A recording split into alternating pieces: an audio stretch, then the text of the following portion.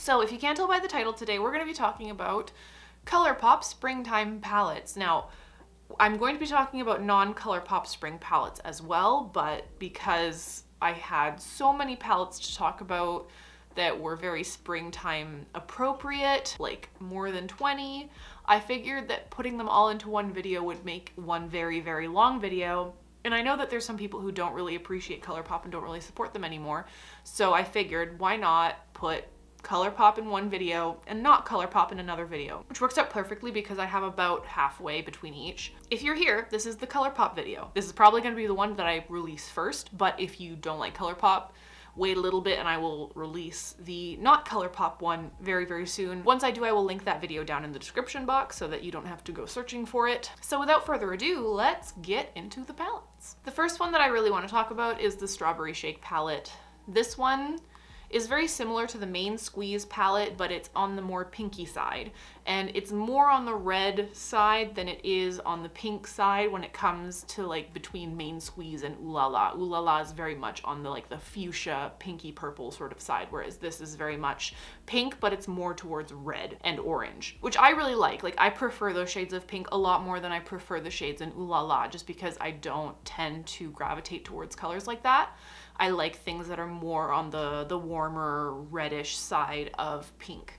So this one was really perfect for me. And yeah, if you like a palette that's like pink, but you can go full drama, but then also keep it on the lighter, more muted side, this is a really great one for you. And the theming of it is just adorable and very springtime appropriate. The next one I want to talk about is the Mint To Be palette. This one is exactly what it says that it is. It's a mint palette. And as you can see, it is very light leaning. So I don't know how this works with darker skin tones.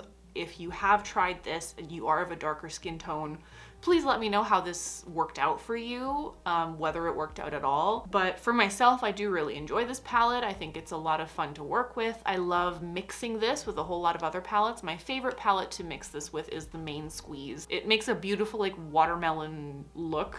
I did that the other day. I woke up one morning and I was like, I want to be a watermelon today. So I used this along with main Squeeze and I created this like beautiful watermelon look. But it's a really nice palette. I do really enjoy this. As light as it is, as not really versatile as it is, I do still really enjoy it. And it does have its uses. So for springtime, it's one that I probably will gravitate towards a lot this spring. The next three I want to talk about kind of go hand in hand, and it's Colourpop's 3 tie-dye palettes. Going through one at a time, this is the In A Trance palette. This is their blue leaning to purple and pink color story in the lineup.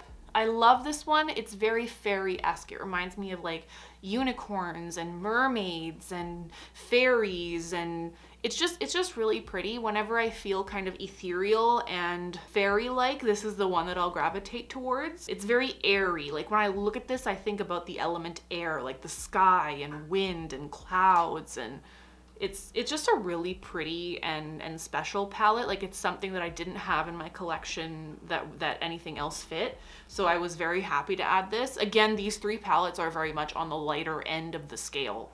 I don't know how well these work for darker skin tones. Again, as the Mint To Be palette, if you have these and you are of a darker skin tone, let me know how they work out for you. They also have pressed glitters in them. All 3 of them have a pressed glitter, which is not a great thing, but because the color stories I find to be quite unique, I was willing to overlook that, and I use all of the other colors quite a bit. So yeah, I love this palette. It's very fairy-esque, and that makes me happy. The second one in that lineup is the Aura And Out palette. This is their green to blue color story. This one reminds me of like green apples and forests and lemons. This is also the only one with a duplicate shade in it. This one also has Young Love, which is also existing in the Blowing Smoke palette, which used to be the Smoke Show palette. Their black monochromatic palette, and it's just like a pure white eyeshadow. Again, this one has a pressed glitter in it. Out of all of them, this is probably the most unique color story and the least dupeable that I have in my collection.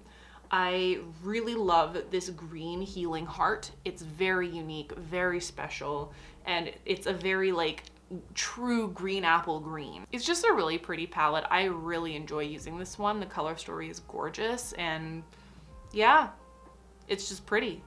I really enjoy it.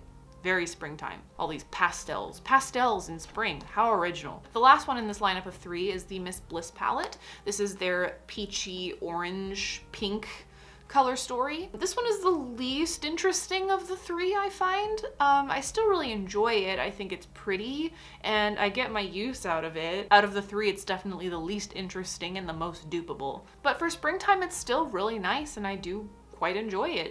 It's pretty. Like you get some very light neutral looks. That is one thing I will say about it, is if you don't want the more colorful ones, if you want to steer clear of color and get that pastel look without going too colorful, this is the perfect one because it is the one that leans more neutral. Like you can make it work for you every day without being like bam color, you know? And the pink, the one thing I will say is this pink shimmer down here is quite beautiful. I do really, really enjoy it. So yeah, Miss Bliss. And that is the last one of the 3 tie-dye Colourpop palettes. The last 9-pan palette that I have to talk about, and I guess I didn't really mention, I'm doing the 9 pans first and then I'm going into the bigger ones afterwards, but the last 9-pan palette that I wanted to talk about is the Blush Crush. This one, in the same vein as Miss Bliss, is very wearable. It's more neutral, it's more muted, so you can easily wear this as an everyday palette with everyday colors, and no one's really gonna bat an eye. It's not that dramatic. If you want to make it dramatic, there is a darker shade here that you can use to kind of darken up a look and make it a little bit more dramatic. I love how soft this palette is. I love how like dainty and delicate it is.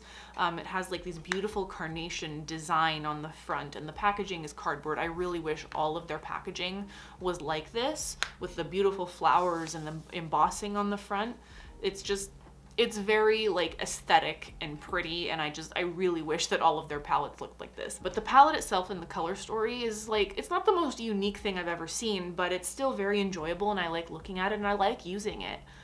It's a soft pink, so if you want pink that's not like boom pink, like something like the Strawberry Shake, this is a fantastic alternative for the springtime because you still get those pink tones, but it's more soft, it's more muted, it's more neutral and everyday appropriate. So if you're that kind of a person who wants pink but you don't want anything that's super dramatic and vibrant and bright, this is probably the one that I would recommend because it's just really pretty without being overwhelming, you know? Moving into their 12-pen palettes now, this is one that is also leaning more on the light side. This is another one of those neutrals with a pop of green. This is the Colourpop Wild Nothing palette. Very neutral with a pop of green and a little bit of like corally peach in there as well. Lots of browns, lots of beige. It's very springtime-esque, like all of the colors are very light, very muted. You're not gonna get anything too dramatic or crazy out of this. If you like neutrals and you like springtime, this might be a good one to go with. I know it has like cactuses and stuff all over the front of it. I think this was a summertime collection that they came out with, but I still really enjoy it. The color story reminds me more of spring just because of how muted and light it is. What actually drew me to this palette was this green seashells, which is very, very pretty. It really impressed me when I used it. The color Alcove is also really pretty. It's a gorgeous, gorgeous, like peachy shimmer. This palette does come with 2 super shock shadows, so you have Spirited here and Sultan here. Not much difference between the 2. Sultan is a little bit more yellow leaning and Spirited is more like a champagne color. If this appeals to you, I don't blame you. It's a pretty palette. Like, it's just very aesthetic. It's pleasing to look at. The packaging is also really pretty. Great for spring. Just great for spring. This next one is my favorite. That's the Colourpop Sailor Moon palette. I know there were very mixed feelings about this palette. Some people really liked it. Some people really, really didn't and thought that they could do better. But I really liked this palette. Not to mention that the packaging is just so freaking cute. Like, she just opens and closes her mouth. Like, look at that. That's so freaking cute. I love it. But I love the color story of this palette. I just find myself continuously reaching for it. This bottom row and then this purple are obviously the colors that I use most of the time. I tend to steer away from the neutrals up top, but even those, I still go into them every once in a while, but I tend to stick with those colorful colors on the bottom.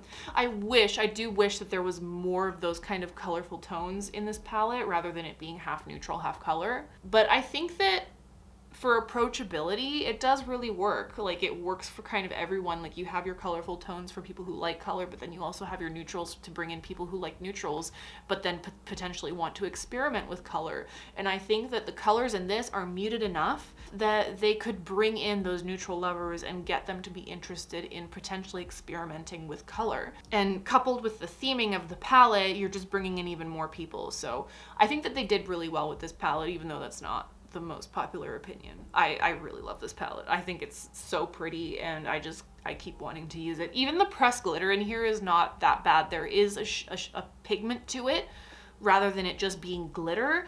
There is an actual pigment in it that makes it so that I want to use it on my eyes, you know? I still don't because it's glitter, but it can disguise itself as a regular eyeshadow easier than a lot of the other pressed glitters can. We'll just say that. But yes, I love this palette so much, and I would highly recommend it. The last Colourpop palette that I have to talk about today is the Garden Variety palette. This is their 15 pan palette, and this is their succulent themed palette. The color story in here is very versatile. Like, I find that you can get a lot of different looks out of this palette. It's one of their more versatile palettes that they've ever come out with, I think. It's still like kind of duped by a lot of their other palettes and their other color stories, but still it is one of their more versatile palettes that I've seen. You have green, you have purple, you have peach, you have brown, you have orange, you have yellow, well, like yellow brown, like mustard yellow, but still really pretty. And I really enjoy this palette. The shimmery green is gorgeous. That purple row is gorgeous. The peachy matte over here is absolutely gorgeous. I've dipped into that a few times. The dark brown over here is fantastic. This palette is just really beautifully pigmented as well. Like, there's something about it that I find, like, the pigmentation of it is different than a lot of their other ones. There's just like a quality hike in this one somehow, for some reason. You do also get a Super Shock in here, and that's this Don't Leaf color. I find most of the Super Shocks, I can't speak. Most of the Super Shocks that they include in their palettes are of the lighter variety. I haven't seen many darker Super Shocks that they include in palettes. It's usually like the light champagne shades, but in this one they decided to include that Don't Leaf color, which is like an orangey coral color. But yeah, I really enjoy this palette. I think it's really pretty, and it's very springtime appropriate. And that has been all of the Colourpop palettes that I would recommend for the springtime. Thank you for hanging out with me today. I really hope you enjoyed this video. I know I enjoyed ranting and talking about color stories and palettes that I really enjoy from Colourpop. If you like this content, please give it a thumbs up, and the subscribe button is down below if you haven't subscribed already. Please take a moment to check out my little social justice corner, because the world is in dire need of help right now, and there's an enormous spike in AAPI hate crimes right now. As always, stay educated and stay informed. Thank you for hanging out with me. I hope you have a fabulous day, and I will see you in the next video.